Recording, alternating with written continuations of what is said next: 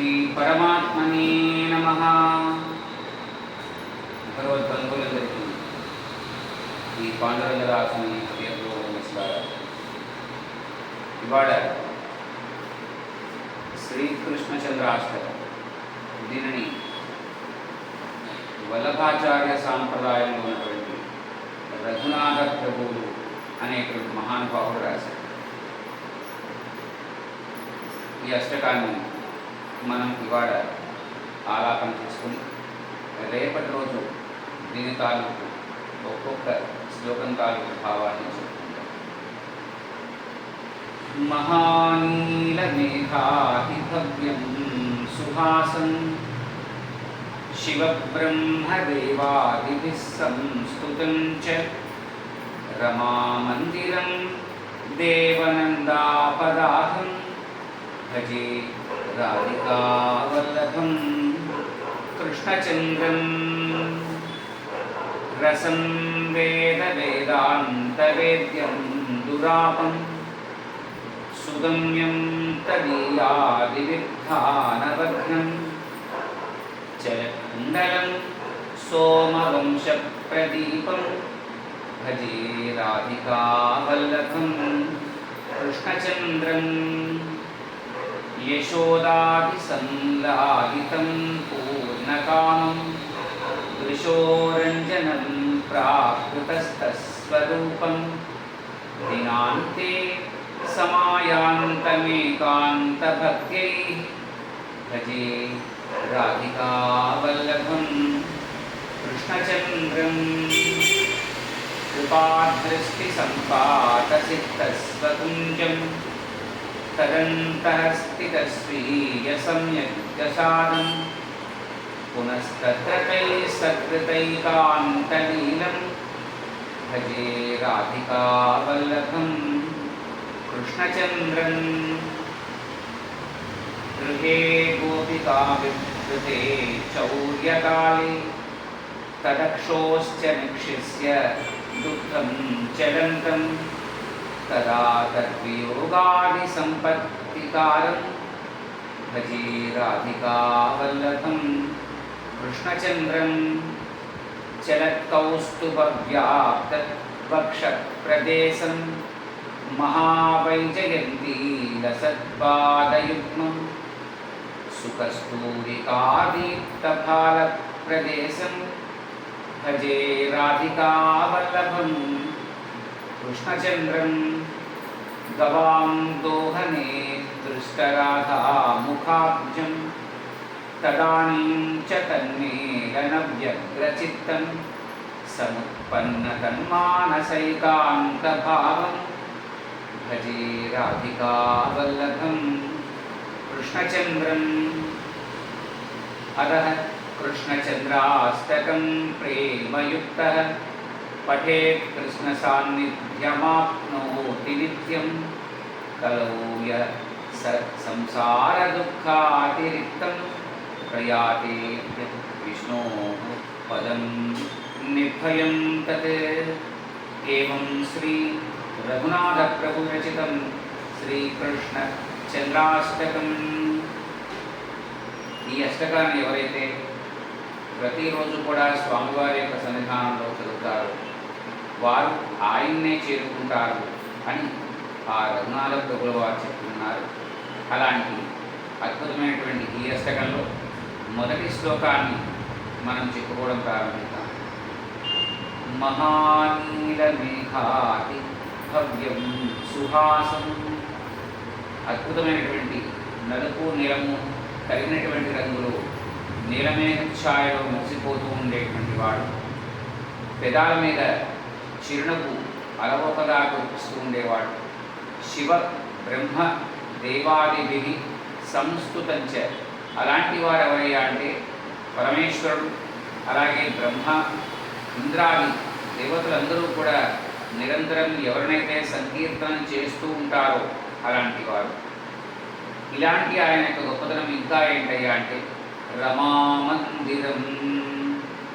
ఆ లక్ష్మీదేవిని తన యొక్క హృదయంలో నిలుపుకున్నవారు, అలాగే ఆ లక్ష్మీదేవి యొక్క హృదయంలో తాను కొలువైనటువంటి వాడు. దేవ నందాపరాహం. ఇంకా దేవతల యొక్క అనేక రకాలైనటువంటి కష్టాలని తొలగించేటువంటి వాడు అయినటువంటి రాధికావల్లభం కృష్ణచంద్రం. ఆ రాధాదేవి యొక్క వల్లభుడు అంటే భర్త అయినటువంటి ఆ స్వామికి భజే, నేను నిరంతరము కూడా భజన చేస్తాను. రెండవ శ్లోకం చెప్పుకుందాం. రసం వేద వేదాంతవేద్యం దురాపం సుగమ్యం తదీయాదివిద్ధానవఘ్నం చరకుండలం సోమవంశ ప్రదీపం భజే రాధికావల్లభం కృష్ణచంద్రం. రసం వేదాంతవేద్యం దురాపం. ఇంకా ఈ మహానుభావుని యొక్క రసం అంటే ఆ మురళీగానం అవ్వచ్చు, లేక పరమాత్మ యొక్క నామాన్ని మనం గానం చేయడం వల్ల కలిగేటువంటి ఒక అన్విచరణీయమైనటువంటి ఆనందం కావచ్చు. అలాంటి ఆనందాన్ని మనకిచ్చేవారు. కృష్ణ అన్నా కూడా అది కృష్ అన్నమాటకు అర్థం ఏంటయ్యా అంటే నిరతిశయమైనటువంటి ఆనందం. అణ అంటే ఇచ్చేవాడు. అలాంటి ఆయన సుగమ్యం అంటే అంత తేలిగ్గా దొరికేటువంటి వాడు కాదు, ఎంతో కష్టపడితే దొరికేవాడు. ఇదే మాట మనకు ఈశావాస్యోపనిషత్తులో కూడా ఇదే మాట చెప్తారు. తద్దూరే తద్వదంతితే అని. ఆయన దూరంగా ఉన్నట్టుగానే ఉంటాడట, మనకు అత్యంత దగ్గరగానే ఉన్నట్టుగా ఉంటాడు. అలా ఉండేట్లా చేసుకోవడం మన మీద ఆధారపడింది. అలాగే తదీయాది దానవఘ్నం, దానవులందరినీ కూడా సంహరించగలిగేటువంటి నేర్పు గలవాడు. ఇంకా అలాంటి వాడు చరత్కుండలం, ఎవరితో మాట్లాడుతున్నా నవ్వుతూ ఉన్నా లేక వేణుగానం చేస్తూ ఉన్నప్పుడు తన యొక్క పాఠాన్ని లయబద్ధంగా కొడుతూ ఉన్న ఆ తగిలేటువంటి కర్ణకుండలాలు కలవాడు. సోమవంశ ప్రదీపం. శ్రీకృష్ణ పరమాత్మ చంద్రవంశంలో పుట్టాడు, రాముల వారు సూర్యవంశంలో పుట్టారు. అలాంటి రాధికావల్లభుడైనటువంటి ఆ కృష్ణచంద్రుణ్ణి భజే, నేను భజిస్తాను అని. తర్వాత శ్లోకం. యశోదాది సంలాలితం పూర్ణకామం. ఆ యశోదాదేవి వద్ద తాను లాలించబడినటువంటి మహానుభావుడు. అలాగే పూర్ణకామం, మనం కోరినటువంటి కోరికలని పరిపూర్ణంగా తీర్చగలిగేటువంటి శక్తి ఆయనలో ఉంది. దృశోరంజనం, చూడ్డానికి కనువిందు గలుపుతూ ఉంటాడు ఆయన. అలాగే ప్రాకృతస్థ స్వరూపం, తాను అన్నింటికీ అతీతుడైనా సరే ఈ దివ్యమైనటువంటి ఈ భూమండలంలో ఈ ప్రకృతికి సంబంధించినటువంటి శరీరాన్ని ధరించి ఉన్నారు.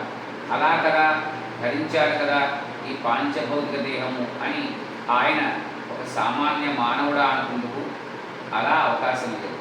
ఆయన ఎప్పుడు కూడా చెప్పే మాట ఏంటయ్యా అంటే, నేను దివ్యం, జన్మ కర్మచ మే దివ్యం అని చెప్తారు. నా జన్మ దివ్యమే, కర్మ దివ్యమే. ఎందుకంటే ఆయన దేవకీ అమ్మవారికి జన్మించినప్పుడు విష్ణుమూర్తి ఎలా ఉంటారు? 4 భుజాలతో ఉంటారు. చక్రము, శంఖము, అలాగే గద, పుష్పము ఇవి ధరించి ఉంటారు. అలాంటి పిల్లవాడే ఆవిడకి జన్మించాడు. ఆ చిన్న పిల్లవాడు చతుర్భుజాలంకృత శరీరంతో ఉన్నాడు, నీలమేఘ ఛాయతో ఉన్నాడు. ఈ మెడలోనేమో శ్రీవత్సం కనబడుతోంది, కౌస్తుభం కనబడుతోంది, వనమాలిక. అమ్మలందరిలోకి గొప్ప అమ్మ ఎవరయ్యా అంటే ఎవరు చెప్పండి? దేవకీదేవి గొప్పదని. కౌసల్యాదేవికి జన్మించారు ఆ మహానుభావుడు. కానీ మనందరిలాగే 2 భుజాలతో జన్మించారు. అలాగే అతిథి కూడా జన్మించారు, ఒక పిల్లవాడి కింద, మరుగుజ్జు పిల్లవాడి కింద బామడుగా. అక్కడ కూడా 2 భుజాలతోనే ఉన్నారు.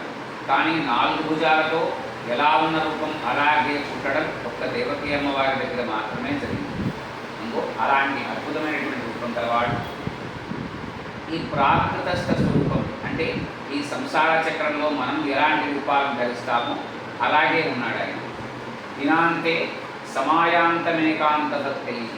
ఇంత దినాంతే అంటే రోజు చివరి భాగం, అంటే రాత్రి మొదటి జాము గడిచిన తర్వాత భక్తుల యొక్క ఏకాంత స్థలాలయందు తాను ఉంటాడట. ఈ విషయం మనకి జనాబాయి, ఎవరైతే పాండురంగ స్వామి వారి యొక్క భక్తురాలు ఉన్నారో ఆ జనాబాయి దగ్గర మనకి తేటతలమవుతుంది. ఆ జనాబాయి నామదేవుల వారి ఇంట్లో ఒక పని అమ్మాయిగా ఉంటుంది, ఒక 7 ఏళ్ల పిల్ల.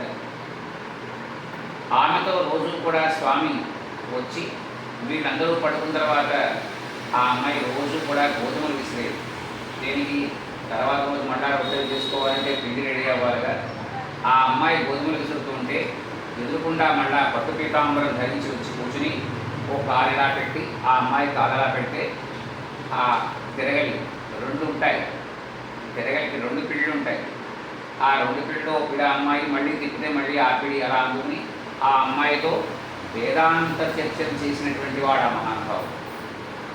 పొద్దున మళ్ళీ అర్చకులు అలాంటి వాడు గర్భగుడిలో వెళ్తే ఈ పంచనిండా గోధుమ పిండి ఉండేది. అంటే ఈ మహానుభావుడు జనాభా దగ్గరికి వెళ్ళారన్నమాట అనుకునేవారు వాడు.